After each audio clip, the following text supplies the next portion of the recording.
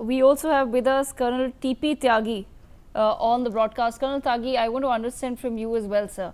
One aspect, important aspect is, of course, training of civilians and students. What we've seen is that there are certain villages in the border areas where training has already taken place in schools, and students have been made to undergo drills which are crucial in case of a hostile attack. Similarly, we saw that yesterday in the Firozpur Cant area, there was a there was a mock blackout drill that was conducted as well. So, what really is it that people at this point in time, Colonel Tyagi, need to brace themselves for? The reason why I ask that is because most of us, at least people of my generation, have absolutely no clue on what really happens in such a situation. The only time when I've heard of war is from my parents and grandparents. My parents very clearly remember the 65 and the 71 war. They do remember a time when there were air raid sirens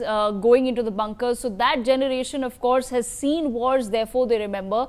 The current generation, perhaps not so much. So I want to understand from you, sir, how exactly are these drills carried out, and what is it that people need to brace themselves for? Absolutely, you are right. The new generation doesn't have any idea about what happens. And as very rightly General Kochar has said, that we should not get panic. It is not a war. It is just an exercise that in case war takes place, then what we all should do. Firstly, a few things. A few volunteers, if they are trained in this, or if they are now trained in this, if they are not already trained, that how do you ambush? Now, when you are walking on a road, there are certain places where the road becomes narrow. So that is a place where you can create an ambush. A little idea of giving ambush. How do you patrol? When you are patrolling a certain area, then you look after all the 360 degrees. Now, one more thing, and that is that how do you act?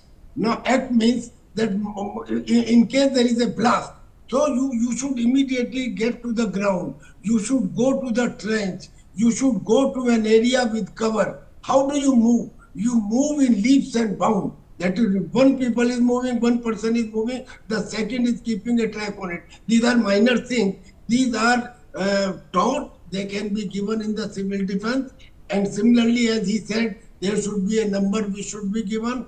But there is one more most important thing. All these things are mechanical. They should be done. They should be done repeatedly. But most important thing is that by virtue of this meeting, one point should be ingrained into the mind of every individual, particularly the youth, that there is a difference between individual character and between national character. In individual character, you have tolerance. The tolerance should be 100%. In a house, in a society, in a family, we should have 100% tolerance. But in case of national character, the tolerance should be zero. Means when there is a security threat, either a local threat or a national threat, then we all should have zero tolerance. Imagine if Prithviraj Chauhan would not have spared Muhammad Ghori in the very first attempt, the history of India would have been different. He had no right to excuse or to tolerate what Muhammad Ghori did. So this is the national character. Means if around you, you know in your area that who is a Sandhig person, who is a terrorist, who is a person who is implicit in the wrongdoing. You know it well in your area. So you have to be at that time not tolerant. Whosoever he may be, good or bad, small or big, rich or poor, you have to take action with full of your might. And if you cannot take action, then one thing which is taught in civil defense, that make a small group, 4 people, 5 people, and then they do social boycott of such person. Means these social risks are not a drama.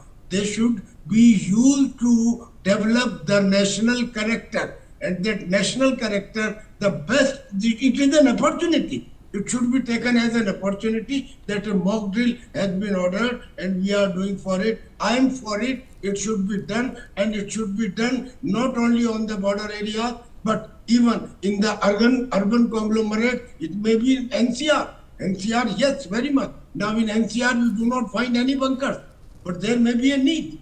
If you go to other countries, in other countries there is a bunker in every multi-story building. Underground there is a bunker.